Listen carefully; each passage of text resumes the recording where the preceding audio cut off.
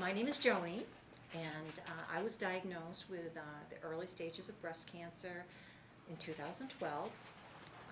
I'd lost my sister the same year in March, and I was diagnosed that May. And when I first was diagnosed, of course you get the feeling that you think, why me? Or, no, this can't be happening. I just lost my sister, and my mother was going through it as well at the time. So all three of us were going through different types of breast cancer. So I gave it some thought, and although I was in the early stages, I made the decision to have a double mastectomy. I watched my sister battle for 8 years, multiple surgeries, and we made completely different choices. But for me, I just thought I wanted to save some years of my life. I wanted to cut down on the treatment. I could make a decision that I could do a lumpectomy and treatment or mastectomy. So for me, after what I had seen my sister go through, I made that choice to do the double mastectomy, even though it wasn't in the other breast. I made that decision.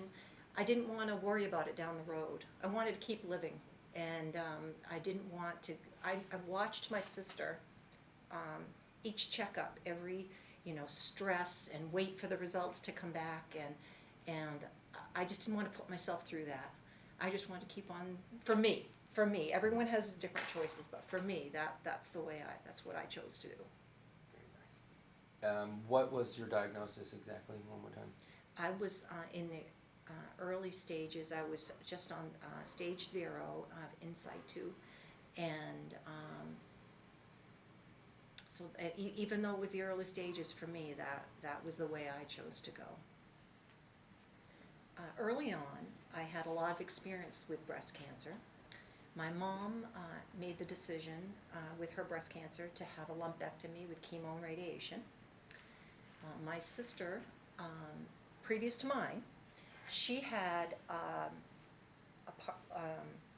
mastectomy, one breast, the tummy tuck and rebuild, but then years down the road, she had cancer come back in the other breast, so she had to take care of this one, so with a rebuild. And so I have a lot of experience, like watching the decisions be made and whatnot. So for me, personally, when I was diagnosed with breast cancer, I looked at what they'd been through, and for me, it was right to do the mastectomy. And I didn't want to go through the years and I watched, and the money. And to be honest with you, I even made my choice. I tried to get it in the same calendar year before the end of December for my rebuild, because I didn't want to have to pay the large deductible the next year. I mean, that's a real life concern, and it was for me anyway, trying to do what's best for my health, for my life, and for my family, and how it might affect our pocketbook and our budget and whatnot. So the original tears after you get past the why me, or that type of upset that you have in your life, and maybe a lack of sleep. I had a lot of experience in it myself, because I had been going through it with my family already. I mean, my sister had been battling 8 years, so of course we talked all the time about steps and nutrition and ways to cut out sugar and you name it. I remember my sister and I having these conversations, so I feel like I was already so educated, and I kind of knew already I had a goal, because I hate to, but I'd already been through it with my family. But I still, you go online, you check, but I'm always hesitant with that, because there's so much out there.